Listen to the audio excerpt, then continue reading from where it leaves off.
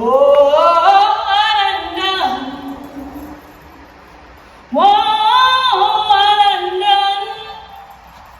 Oh, I done done. But those were the ways that we grew up. We grew up cooking and planting and growing our own things. As Gullah Geechee people, that's the only way we knew. That's how we got through the Great Depression. Let me tell y'all something. The Gullah Geechee language is 14 different languages combined to make one language. Welcome to part 1 of 2 of Gullah Geechee storytelling. Today we are going to learn more about the Gullah Geechee culture, language, food, religion, all the things. I am Kim, aka Kim with the Gems, and on this channel we talk all things wellness, travel, and money honey from a cultural perspective. I am coming to you live from the Horry County Museum in South Carolina for a special Gullah Geechee presentation. Stay tuned. Best rum cake on that side of town. Grandma give us a slither of a piece. We got up real good. We're going back to her. We said, Grandma, can we get another piece of cake? She said, don't make your eyes out here to get no more. What did my grandma say? She said, don't make your eyes long. You're not getting no more. Well, Grandma was one of those types when she eating, she slept right after. So we went good until she went to sleep, and we went back in the kitchen. We cut us a grandma slice of cake. When Grandma woke up, she didn't cuss, she didn't fuss, she didn't say one word. She let us just be ourselves because the alcohol in the rum cake did not cook out of the rum cake, so it beat us. It had us. We learned what drunk was at the age of 9 or 10 years old. I never did that again, but I always ate only the piece that Grandma gave us, because once you make your eyes long, you in deep trouble. Now, remember I talked about that Hopper John red rice chicken bowl? Chicken bowl, which is chicken curlo in our household. Well, in the New Year time, we got plates and dishes that we make for good luck. Well, one of them is for prosperity, one of them is for gold coins, and one of them is for luck. When you think of collard greens, you think of prosperity. When you think of cornbread, you're thinking of gold coins. When you think of black-eyed peas or cow peas, which one y'all think Hopper John supposed to be made of? Cow peas. Do anybody know why it's cow peas? No. Anybody? No, but that's Because how during the Civil War, they went to everybody's house and they ravished all the food of the house. They took everything they had except the cow peas because they believed that nobody wanted to eat cow food. So my people took that and they said, oh, we got something lucky. We got a whole barrel of cow peas and we're going to make something great out of it. So they took them cow peas, they boiled them down, they took that rice and they added to it, they added a little seasoning too, and they added some of that ham hock and that one y'all didn't know nothing about until recently. And they gave it a little more flavor. So after eating this flavorful plant, man, the New Year's couldn't be no better. Because we got something good to eat. Little fried chicken on the side. Wow, how we got fried chicken? Well, I tell you, they allowed us to have chickens as pets. And once them chicken got too old, we put them in the skillet pan and fry them up. Once they ain't producing no egg, it was no need to have them no more. Right. So, now we have to eat the meat. Don't forget the side meat either. Huh? Don't forget the side meat. Well, Butt's meat, whatever you gonna call it. the neck bone and all that stuff, yeah, that went into a stew. Yeah. We got them. I know about the neck bone now. Okay. Try your mouth. But he all right, he helping the program. A lot of people don't believe in eating yard chicken no more. Who know what I'm talking about? Yard chicken. Oh, we can't eat that. Let me tell y'all something. I remember going to the grocery store once a month. Once a month. My grandma would go to the grocery store because she needed some rice, some sugar, some molasses, some flour, and a couple of little whatnots as she called it. But what we ate came out the yard. Mountain oysters.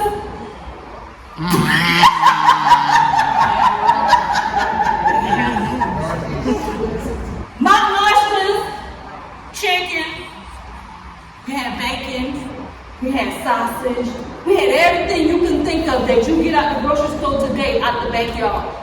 If I wanted collard greens today, we go cut some out the backyard. If I wanted some okra, we go cut the backyard. If I wanted sugar cane during Thanksgiving, Granddaddy gave us all the stock and we chewed until we couldn't chew no more. But that's the way that we grew up now. People, oh, we ain't got no food in the grocery store. What's in your yard? She looked at her husband like, why we ain't got no garden? But those were the ways that we grew up. We grew up cooking and planting and growing our own things. As Gullah Geechee people, that's the only way we knew. That's how we got through the Great Depression. There you go. Oh my God, we're in a depression. Girl, go in that backyard and get some collard greens and some okra and some thing out there and let's cook that thing out. There you go.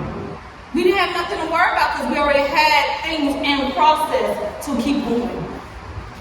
When I think of my great-grandparents, and I'm going to tell y'all this story. My great-grandfather's name was Manzi, and his wife, we called her Babe. Her real name was Marguerite. But anyway, one day, Manzi went out there, he went hunting. And he shot all what he was burning. He go out there and said, I wonder why I hooked. He gone out there and he dragged him. Oh, shucks, I got the old red fox. He take that fox home, drag it. Take it home to his wife look at him, he look at the fox, and she said, oh, why I supposed to do this here? Him said, you was gonna cook it and we was gonna eat it. She said, well, I guess so.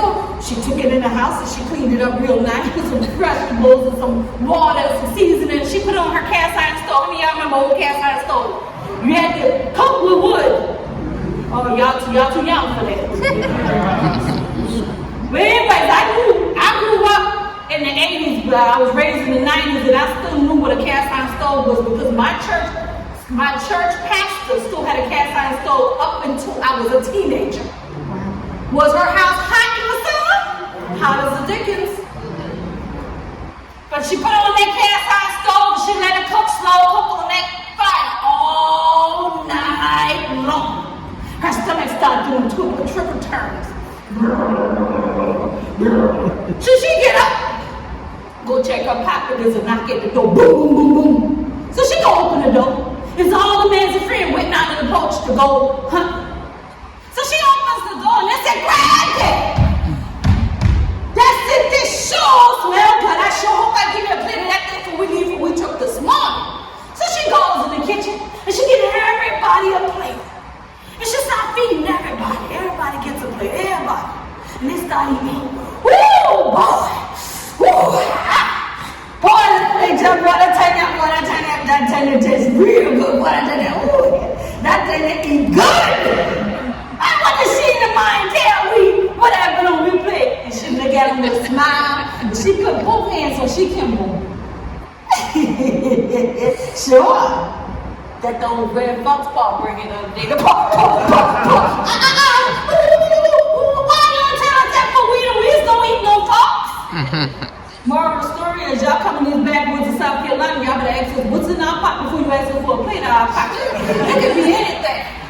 It could be a pot of stew squirrel. We can have possum already that's soaked with some milk, and we can have some Ninja Turtle stew. Y'all ain't know about the Ninja Turtle stew, eh? I got a tragic. She killed Donatello, Michelangelo, Leonardo, and I killed that was tragic. I'm an 80s baby. When did the Ninja Turtle come out? In the 80s. And she cooked my friends. Yeah, in the South, you better be mindful of what you ask for. It might smell good, and it might also taste good. But you never know what it is until somebody actually tell you what you done ate. Then we have our religion. Our religion did not start on the plantation. Our religion started where we were at, Africa, Jamaica, Barbados. Oh, I gotta back up. I'm not gonna go with religion right now. Let me talk about the language one more time. Let me tell y'all something. The Gullah Geechee language is 14 different languages combined to make one language.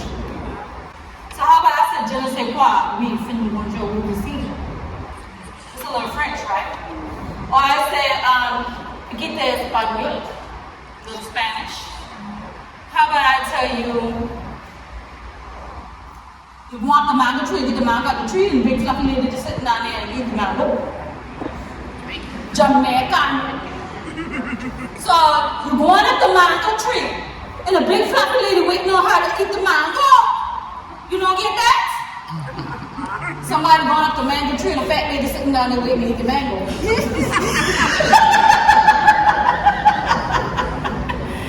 Or you have a little bit of our English, or you go to European English, and that's a whole other thing. Italian, that's a whole other thing. And I've been told, why do you speak Spanish? Why do you speak? Man, we look at Barbados. You don't go to Barbados, the guy who found the chocolate from the Barbados. So why we have sound like we from the islands all the time? You don't know? You don't sound like you're from the islands? Because you're not Gullah Geechee. We got some Benyas and some Kanyas. Right? But yeah, those are our languages that's combined. We also, when people think of Spanish, you think of Mexicans or Artesians or people from, look at my color. We have Black Spaniards. Then we have our religion. Our religion is not from just being on the plantations and different things like that. We actually brought religion with us. And a lot of people didn't know that we ran away from the plantation most times so that we could have our own religion in our own time. And a lot of people called them the meeting tree. Why did they call them the meeting tree? Because all they saw was footprints underneath that tree. And what they didn't know was we was going out there to have us a good time by ourselves so we won't be bothered. But they would go and they would call it a ring shout. And what they did and how they got the footprints all the way around that tree was they would sing a song like, walk with me, Lord, walk with me, walk with me, Lord, walk with me, while I'm on that sweet grass, walk with me, Lord, walk with me, while I'm on that sweet grass, walk with me, Lord, walk with me. Did y'all see me go all the way around a circle? Did y'all see 1 foot on the ground, 1 foot off the ground? We did a shuffle. How many of y'all ever been to African American church and y'all still see them doing the shuffle? Doing the shuffle. That is a part of our ancestors. That is what our ancestors did back in the day. And it kept us on the ground. It kept us grounded with doing our little two-step. That's what we call it now, two-step, unless you're doing something else. I see some crazy things in church nowadays. We don't talk about that.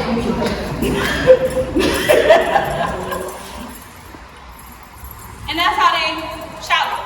Well, when they went back there and they saw all those footprints around that leaning tree, they was thinking that they may run off the plantation. So they decided to bring the church or the prayer house a little closer to the big house. Some of the plantations, you can see that the prayer house and the big house is in proximity. Where they can hear what's going on, where they can tell them what's going on, what they wanted them to know. And they did some of that stuff, but they still went on back to that prayer tree, or that meeting tree, later on in the afternoon, and they went on back around in their ring circle, because that's what they did.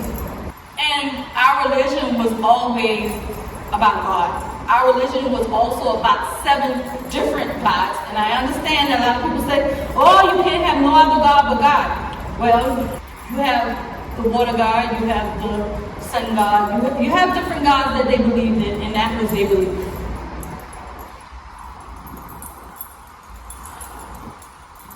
So let's talk about... There will be a link in the description with more about Miss Jennifaye. Give y'all another song first, before I talk. That sound better? This little light of mine, I'm gonna let it shine. This little light of mine, I'm gonna let it shine. This little light of mine, I'm gonna let it shine. Let it shine, let it shine, let it shine. Harriet Tubman. Harriet Tubman played a big role in the Underground Railroad. She was an abolitionist. She was a quilter, she was a nurse, she played spy in the military, and most of her quote pattern is what got my peoples free. And she had one that was called the hourglass, and the hourglass told you to dress in your best fit, so that they wouldn't think that you were free or if you were not free. Or she had one that was called the log cabin pattern, which would point in the direction where the next log cabin would be, which would be this next safe house that you can go to. Churches were 5 miles apart from each other until someone got mad and put one maybe 2.5 miles in between those churches. You also had one that was called the wagon wheels together, everything that could fit in the wagon, so we could take it along with us. Or you had the monkey wrench. It's to gather all their tools, their guns and their bullets too. Let's take it along with us. Or you had the drunken path, and they told you to walk in a drunken stammer. They thought that you were sick, disease-ridden. They would not talk to you, bother you, stop you, or any of those things. They would not even look at you. They said, oh, that person, there's something wrong. What would you do if you see a drunk person? Something wrong with my man. Moving on this way, right? And it was 12 different patterns all the way up to the Civil War. After the Civil War, where they added the wedding ring pattern. The wedding ring pattern represented jumping up the broom. How many of y'all remember jumping the broom? So you take a broom, you lay it down, and you and your spouse will hold hands, y'all. And that would seal the deal. Don't sweep away what you ain't never had. But it was sweeping away the past and starting a new beginning is what the broom, jumping the broom, represented. And those are some of the ways that they understood each other, or they actually talked. And most of the time they were either in the window of a church or the clothesline, on the clothesline. If you saw one that had a basket on it, the basket pattern that was on the quilt, the basket pattern represented food. Bear claw told you which way to go to meet the guy on the plantation. It was different ways. Crossroads, you got into 4 different states at one time because you was in the crossroad. You could be in 4 different places at one time. Sounds crazy? It happens like that. It is here. It's still here in the United States. But you could be in 1 state, 2 state, 3 state, 4 state by standing on a little yellow line in the middle of the road.